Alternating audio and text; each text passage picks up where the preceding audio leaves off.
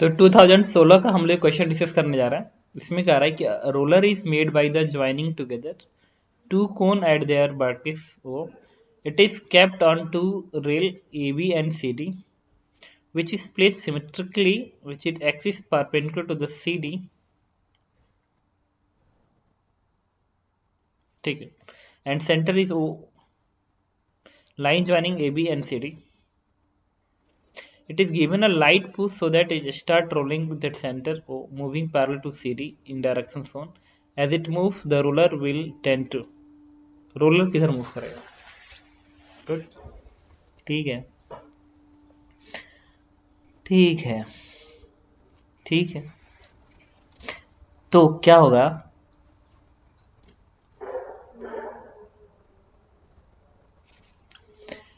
ठीक है,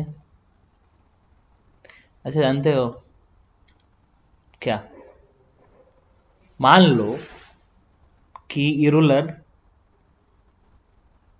मूव करेगा, तो मूव तो करेगा ही, भागेगा ना, तो भागने दो इसको। तो ये रोलर कुछ दूरी आगे मूव किया, कुछ दूरी अगर आगे मूव करेगा ना, तो सपोज रोलर यहाँ पे आ गया, सपोज करो, मैं मान रहा हूँ अभी किधर भी मूव नहीं किया, लेट्स किधर भी मूव नहीं किया,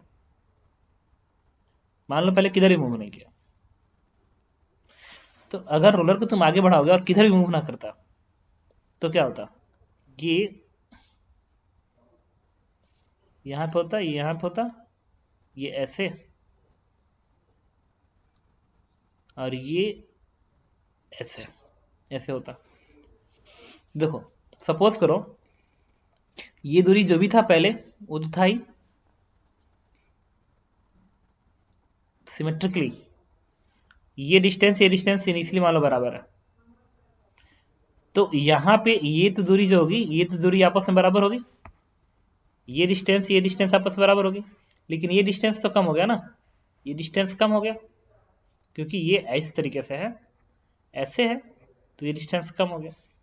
यानी कि एजम्पशन माना है कि अगर नहीं कम हो, नहीं अगर ये टिल्ट करता, नहीं इधर इधर घूमता, तो फिर इस दूरी को कम होना पड़ेगा। अगर ये दूरी कम हो गया, तब क्या होगा? एफबीडी बनाते हैं, ये दूरी कम हो गया ना, तो फिर ये वाला पार्ट, इस कोन का जो ये पार्ट होगा ना, वो नीचे को झुक जाएगा। क्यों झुकेगा? क्योंकि ये दूरी कम होगी ना, तो कोन में कैसा होता है? कोन ऐसा है, तो वाला इस तरीके से है, और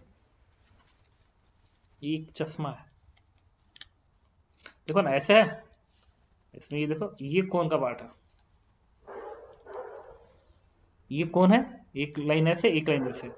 तो जब ये दूरी अब एक्सिस से इधर की दूरी कम होगी, तो फिर ये और नीचे नहीं आ जाएगा, इसके सेंटर के पास आएगा, तो वो ऐसे बेंड करेगा। मतलब ये जो है ना, ये जो लाइन है ना, इस लाइन पे जो डेप्थ होगी, और इस पॉइंट का जो डेप्थ होगा, डेप्थ देखना, डेप्थ, इसका डेप्थ, बी वाले का डेप्थ थोड़ा नीचे होगा और डी वाला थोड़ा ऊपर हो जाएगा, अगर दूरी कम होती है तो। अगर ये दूरी कम होती है तो बी वाला नीचे जाएगा, डी वाला ऊपर चला जाएगा। इसका मतलब ये हो गया कि इस पार्ट को अगर तुम इधर से देखोगे ना, इधर से देखोगे तुम्हें, अगर तुम इस चीज को इधर से देखो, तो तुम्हें एक स्ट्रेट लाइन नजर आएगी, जो कि स्ट्रेट लाइन इस तरीके से तिरछी नजर आएगी, ऐसी तिरछी नजर आएगी स्ट्रेट लाइन। और ये पॉइंट बी का रोल प्ले कर रहा होगा, ये पॉइंट डी का रोल प्ले कर रहा होगा।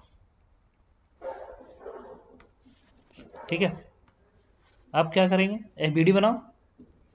तो अगर एफबीडी बनाते हो, तो इधर से एक नॉर्मल डायरेक्शन ऐसे आएगा, अभी तो एन की बात कर रहा हूँ, इसके बिना भी हम समझा जाएंगे, N1, और एक N2 ऐसे आएगा। ठीक है,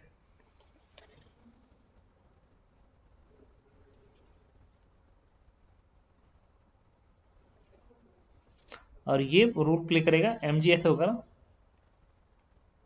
mg ऐसे होगा।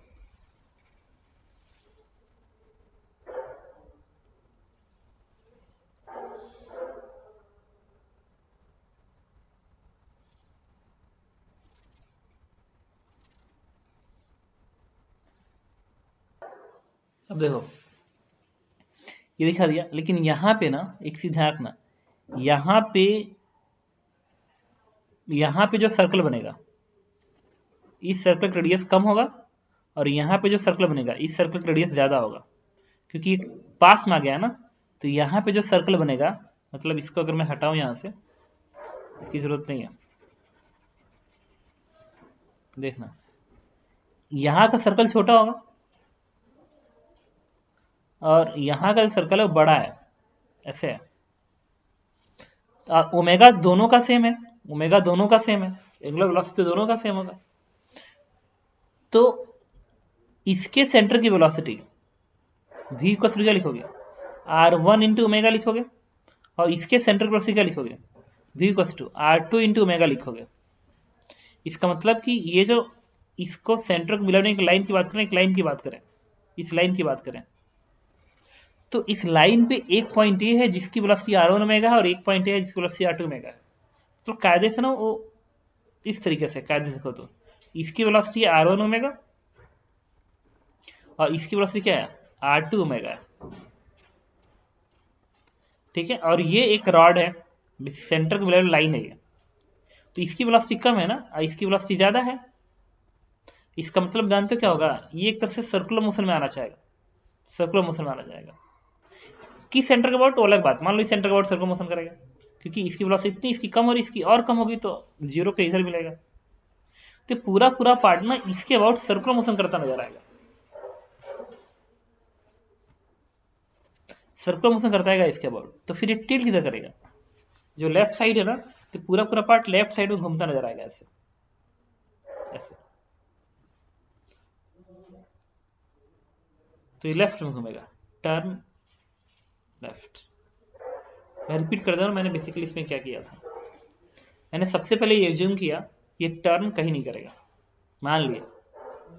तो अगर टर्न कहीं नहीं करेगा तो जब ये पूरा पार्ट आगे की ओर जाएगा, जब ये पूरा पार्ट आगे की ओर जाएगा तो ये दूरी कम होगी और ये दूरी ज्यादा होगी, ज्यादा होगी। तो ये जो दूरी होगी, यहाँ पे जो डिस्क का सर्कल बनेगा, कोन का जो सर्कल बनेगा, उसका रेडियस कम होगा। क्यों, क्योंकि वो डिस्क सेंटर के ज्यादा पास आ गया, तो रेडियस कम बनेगा। जो सेंटर से दूर वाला होगा उसका रेडियस ज्यादा होगा। अब प्योर रोलिंग है तो सेंटर वेलोसिटी क्या होगी, आर ओमेगा, और ओमेगा दोनों का सेम है, रिजिड ऑब्जेक्ट है, ओमेगा दोनों का सेम होगा। तो इसके सेंटर वेलोसिटी आर ओमेगा, इसकी भी आर ओमेगा, बट ये ज्यादा रेडियस पे है, R2 की वैल्यू R1 से ज्यादा है। अगर R2 की वैल्यू R1 से ज्यादा है और ये लेंथ कम, ये लेंथ ज्यादा है, तो कंफर्म है कि ये एक तरह से ये रिजिड ऑब्जेक्ट सर्कुलर मोशन में आएगा इस पॉइंट के अबाउट। तो ये पूरा पूरा पार्ट किधर घूमेगा, जो सीधे जा रहा था वो ऐसे घूमेगा, इधर मतलब ऐसे इधर घूमने की कोशिश करेगा, तो ये लेफ्ट साइड में टर्न कर जाएगा। बात समझ में आई, बोलो। Yes sir. तो फिर पहले हम लोग फोर्सेस के साथ क्या करने की कोशिश कर रहे थे? कुछ नहीं, जब क्वेश्चन अटेम्प्ट किया तो दिमाग में बहुत सारी बातें आती हैं, वैसे आ गई थी। बट वो जस्टिफाई है, तुम जस्टिफाई कर सकती हो उसको भी, इस तरीके से कर सकती हो, इसके हेल्प से कर सकती हो। ये जो बना था ना, ये तो था कुछ ऐसे था, N1 मैंने ऐसे दिखाया था, N2 मैंने ऐसे दिखाया था, और mg मैंने ऐसे दिखाया था। तो देखो, अगर मैं सेंटर इधर मान लूं, इधर सेंटर मान लूं, इस डायरेक्शन फोर्स इक्वेशन लिखो, फोर्स इक्वेशन, तो N1 का एक कंपोनेंट इधर आएगा, N2 का एक कंपोनेंट भी इधर आएगा, mg तो जाएगा नहीं। दूसरा, अगर मैं फ्रिक्शन की बात करूं, फ्रिक्शन की, तो फ्रिक्शन में ऐसे दिखा सकता हूं। तो अब ये वाला कंपोनेंट N1 का, N2 का ये वाला, अब फ्रिक्शन का फिर इधर कंपोनेंट करेंगे, अगर फ्रिक्शन आ गया इनकेस तब इसका कंपोनेंट इधर करेंगे, और ये जो कंपोनेंट आएगा वो इस वाली कंपोनेंट से कम होना चाहिए ताकि इसको एक्सप्लेन कर सकूं। तो फ्रिक्शन बहुत कम अमाउंट का आएगा इस डायरेक्शन में, इस डायरेक्शन में जिसका कंपोनेंट इधर बनेगा। और फिर N1 का ये कंपोनेंट और N2 का ये कंपोनेंट माइनस दिस बराबर mv²r, सेंटर पर लगा देंगे, सेंटर ऑफ मास पे, net force toward the centre equals to mass into centre of mass का एक्सेलरेशन। इसका भी कंपोनेंट इधर ही जा रहा है, देखो इसका भी इधर ही जा रहा है। ठीक है सर। ठीक।